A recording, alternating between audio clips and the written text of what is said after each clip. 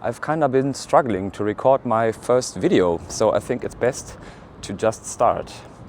And that's what I'm going to do now. And I think I found the perfect spot for it. Look at this.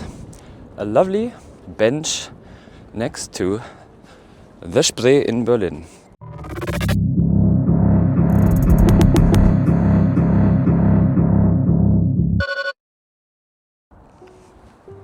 So the purpose of the upcoming videos is music education, or let's say music production education.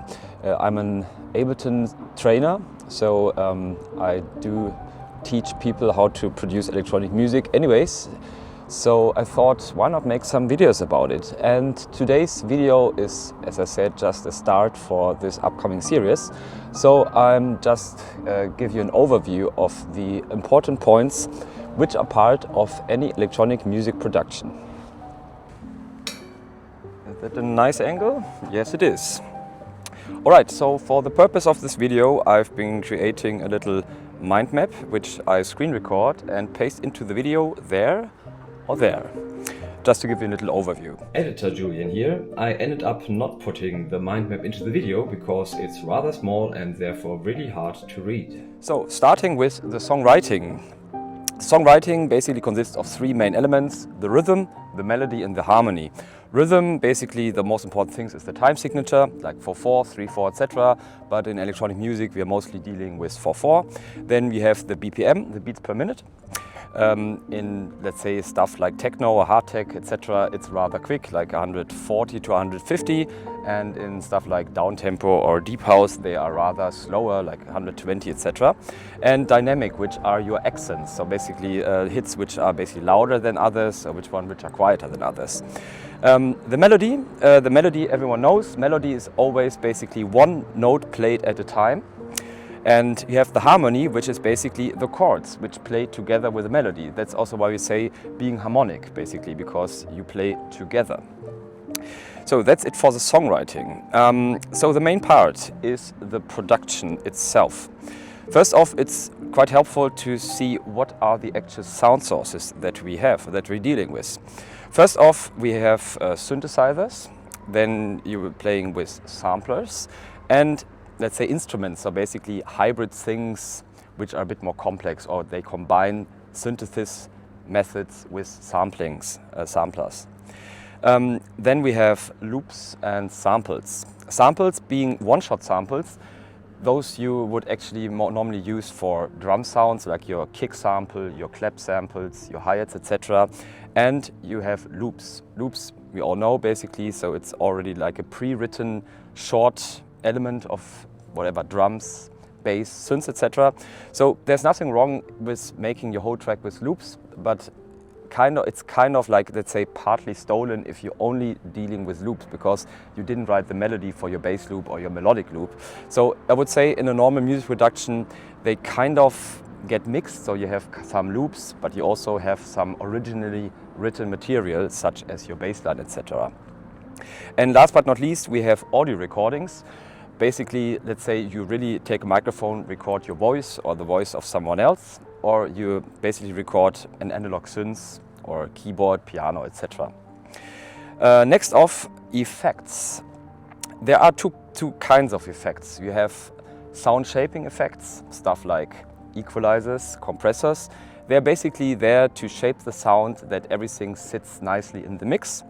And you have creative effects. Creative effects are things like flanges, phasers, etc., delays, reverbs, to basically make the sound a bit more interesting. But one thing really important here, I think a common mistake is to put too many effects on the track or the element of the track too early, because when your source material is not any good, you try to hide it basically by putting effects on it, but this will basically clutter up your mix later on. Then we have the mix and the mastering. So I think it's quite good to imagine mixing in a three-dimensional room. So basically music also happens in a three-dimensional room. You have the frequency. Our human capacity to hear is basically from 20 Hertz to 20,000 Hertz or 20 kilohertz. Then you have the stereo field, which is the panorama knob in your DAW, so left, right.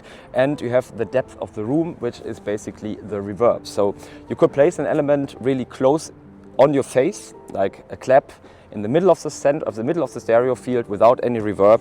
So it will be here, or you could say you put it into the room, a bit to the side. So basically, it's a bit more like here, if you want so. Sorry, I'm just like a bit confused because the police is like driving around all the time. But I think they're not coming for me, so I can continue with the video. Yes, like so. All right. Yeah. Okay. All right. So arrangement. Arrangement is basically in electronic music production. We don't have this typical A, B, or let's say verse, chorus, bridge, chorus stuff that you have in normal pop music. It's more an energy stream, and the purpose of the energy stream is basically to make an exciting track which people will dance to. And one technique inside your DAW is automation. So automation basically means every potty, every dial, every fader can be automated, so that you can create whatever, like a filter cut off slide, etc., to make the sound more interesting. Some random notes here. I think it's nice to say, like, make music, not a product. Music these days is basically a lot about products, a bit like McDonald's. So basically you have like a recipe for like a not really nice dish, and you just exchange the sauce and then you sell it. There's nothing wrong with that, but it's also sometimes nice to say, okay, actually we are creating art when we do music production, so be creative. Here, don't look. This basically means, so we are making music with visual devices such as iPads, laptops, etc. So we sometimes forget to really listen to what we're actually doing at the moment, rather than we're just like looking at the screen and arranging things how they look proper, but we don't actually listen to what we're doing here. Everything is allowed. This means rules are there to be broken, and it's just nice to say, like, well, I mean, let's say I create a techno track where every third kick is missing or so. I mean, this might be a bit extreme, but you get the point. Randomness helps. This is by, like, basically speaking of the happy accident. Many of my tracks, which ended up being rather nice, have had this moment where I just exchanged a sound, but being played by the same melody, and suddenly everything made sense. So just like sometimes things just happen, and happen in a random manner, which really helps by producing music. Let go bad ideas. This means sometimes, I mean, you know this, so your track is named like whatever, track name 01, track name 02, then track name final 01, track name final 02, and etc.